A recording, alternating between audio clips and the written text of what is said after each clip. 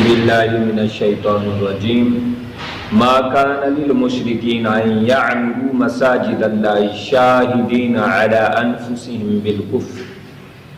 فرمایا مشرکوں کو حق نہیں پہنچتا کہ وہ اللہ کی مسجدیں آباد کریں، اپنے کفر کی گواہی دیتے رہیں اور مسجدیں بھی آباد کریں، یہ نہیں ہو سکتا۔ فرمایا اولئک حبطت اعمالہم، فرمایا ان کے اعمال ضائع ہیں، برباد ہیں۔ وفی النار ہم خالدون، اور یہ ہمیشہ جہنم میں رہنے والے ہیں۔ اور آگے مسلمانوں کی شان و عظمت بیان فرمائی، فرمایا انما یعمر مساجد اللہ من آمن باللہ والیوم الآخر، فرمایا بے شک اللہ کی مسجدیں وہ تعمیر کرتے ہیں جو اللہ پر ایمان اور قیامت کے دن پر ایمان رکھتے ہیں۔ اس کا مطلب یہ ہے جو مسجدیں آباد کرتا ہے وہ ایمان والا ہے، اور جو ایمان والا ہے وہ مسجدوں کو آباد کرتا ہے۔ یہ لازم و ملزوم ہے، ایک دوسرے کے بغیر نہیں رہ سکتے، یہ مرکب چیز ہے۔ ایمان اور مسجد کی نوکری یہ مرکب چیز ہے۔ فرمایا یہ ایمان اور اللہ اور قیامت کے دن پر ایمان رکھیں اور نماز قائم کریں، زکوٰۃ ادا کریں، اللہ کے سوا کسی سے نہ ڈریں، اس لیے کہ ان کی حفاظت رب العالمین کرنے والا ہے۔ فَعَسَىٰ أُولَٰئِكَ أَن يَكُونُوا مِنَ الْمُهْتَدِينَ، فرمایا ان کو رب العالمین اپنی ہدایت سے شرف یاب فرمائے گا، اپنی ہدایت سے ان کے اعزاز اور استقبال فرمائے گا۔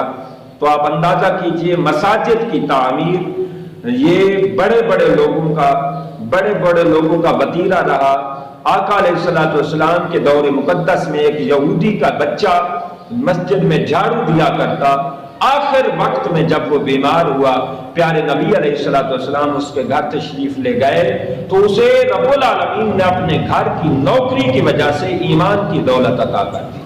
تو پتہ چلتا ہے یہ مسجدوں کی آباد کاری ایمان کا باعث ہو سکتی ہے، اور جس کو ایمان رب العالمین نے عطا فرمایا ہے ایمان کو شان مل سکتی ہے۔ اور سب سے پہلے مسجدوں کی خدمت کس نے کی؟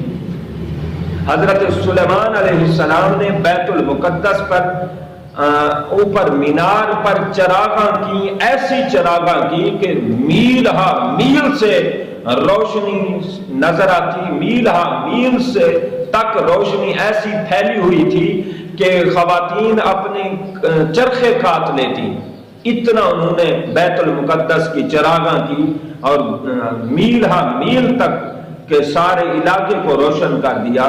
پتہ چلتا ہے یہ مسجد کے ساتھ ان کی محبت۔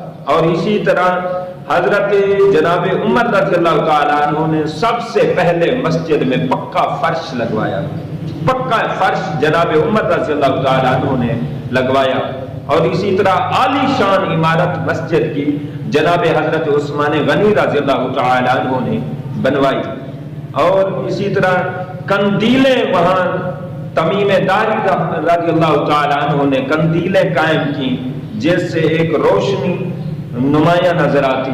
اور اسی طرح صحابہ کرام نے کئی کردار ادا کیے، مغرب کے ٹائم لائٹ کا انتظام کرنا اور مسجد کو بارونق رکھنا، صفائی ستھرائی۔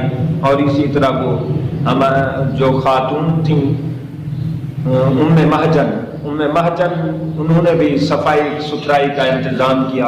اللہ رب العالمین نے مسجد کی نوکری کی وجہ سے انہیں قبر میں شان دکھائی۔ تو مسلمانوں مسجدوں سے جڑو اور مساجد کو آباد کرو۔ یقیناً کافروں کا یہ عمل ان کو کوئی فائدہ نہیں دیتا، لیکن تمہارا مومنوں کا مسلمانوں کا یہ عمل دنیا آخرت میں بڑی عزت، بڑی شان و شوکت، بڑی رب کی رحمتوں نعمتوں کا باعث ہے۔ اللہ رب العالمین سب کو توفیق عطا فرمائے اور اپنے گھروں کو قیامت تک آباد